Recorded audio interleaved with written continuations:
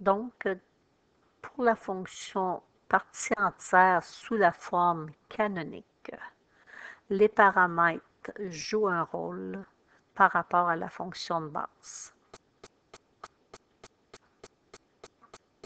Donc, si je vous présente f de x égale partie entière de x, qui était notre fonction de base, une fonction en escalier avec des segments de longueur 1 et de hauteur 1 avec les points fermés à gauche, ouverts à droite.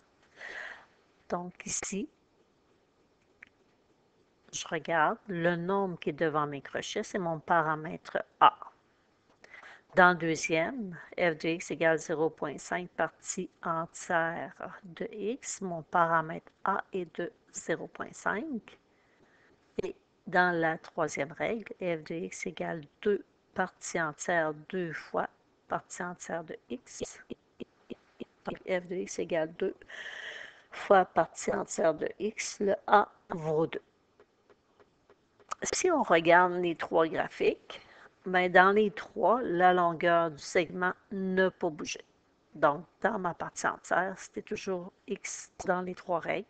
Ce qui a changé, c'est la hauteur entre les marches. Dans le premier graphique, ma hauteur est de 1. Dans le deuxième graphique, ma hauteur est de 0,5.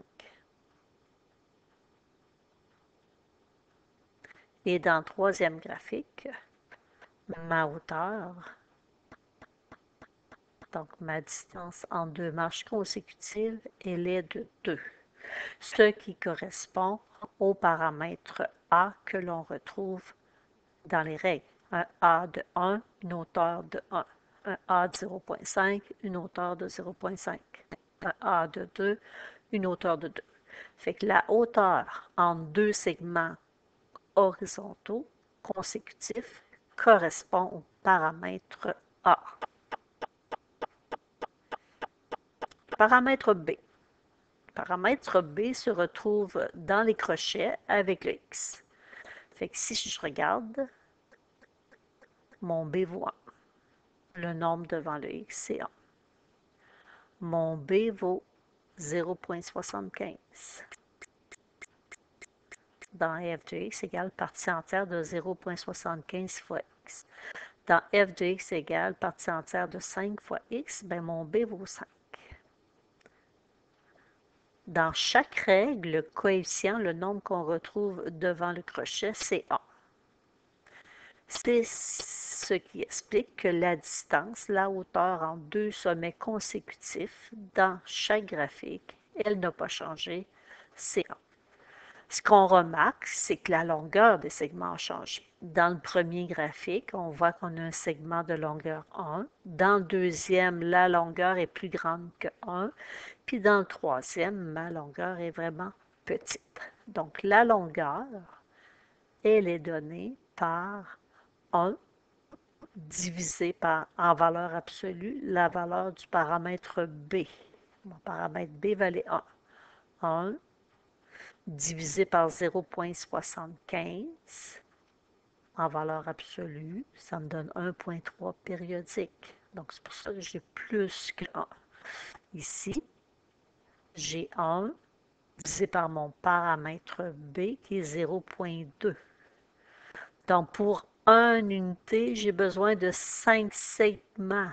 Avec une longueur de 0,2, j'ai besoin de 5 segments pour faire une unité complète. 1, 2, 3, 4, 5. Si des fois vous cherchez la longueur, c'est ce que vous devez faire. Donc, dans une unité, combien je peux rentrer de segments? Donc, dans une unité, je peux rentrer 5 segments. Donc, ma longueur est de 0,2 chacun.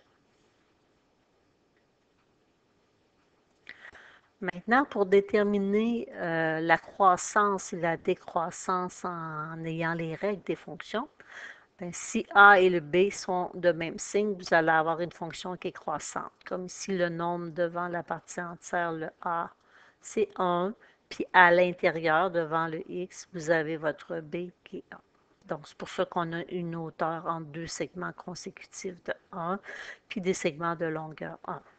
Ici aussi, Le nombre devant la partie entière, c'est moins 1. Le B, c'est moins 1. Donc, on avait dit qu'on disait que la distance entre deux segments consécutifs, donc la hauteur ici, c'est la valeur absolue. Fait que même si c'est négatif, on ne peut pas dire j'ai une hauteur de moins 1. C'est pour ça qu'on dit qu'on a une hauteur de 1. Puis la longueur, c'est 1 divisé par le paramètre B en valeur absolue. Fait que 1 divisé par 1, ça nous donne des longueurs 1.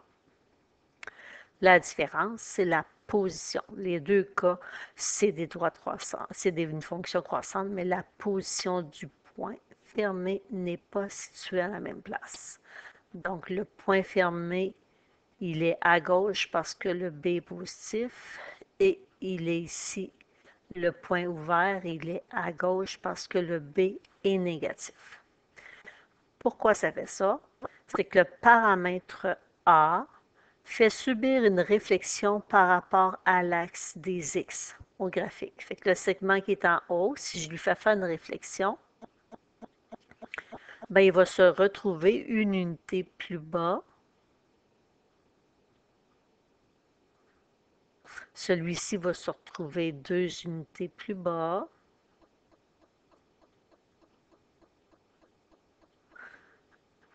Celui qui ici qui était plus bas va se retrouver plus haut. Fait que ça va nous donner un escalier qui est décroissant que j'ai ici.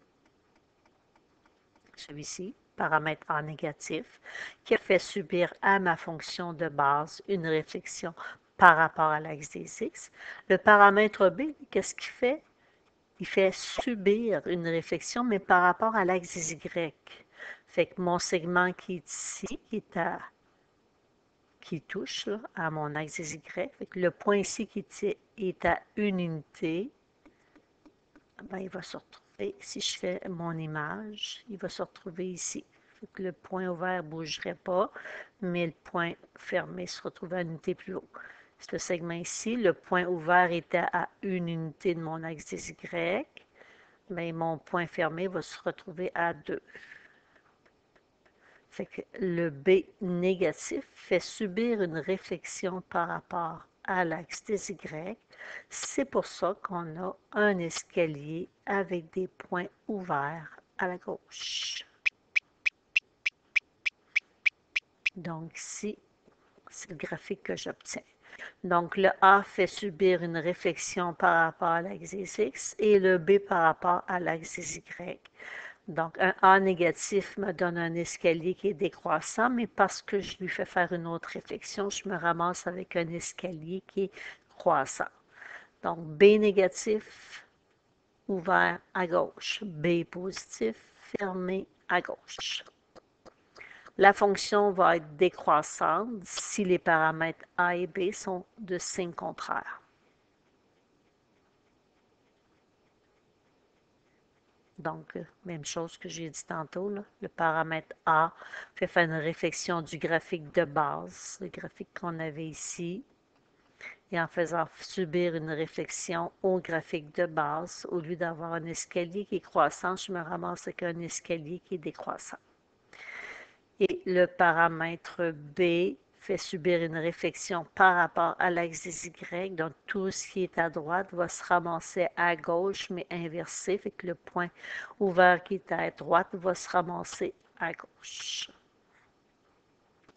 Donc, dans les deux cas, fonction décroissante, mais ici rond fermé parce que le B est positif, donc fermé à gauche, tandis que l'autre, parce que le B est négatif, vous allez avoir un point ouvert à gauche.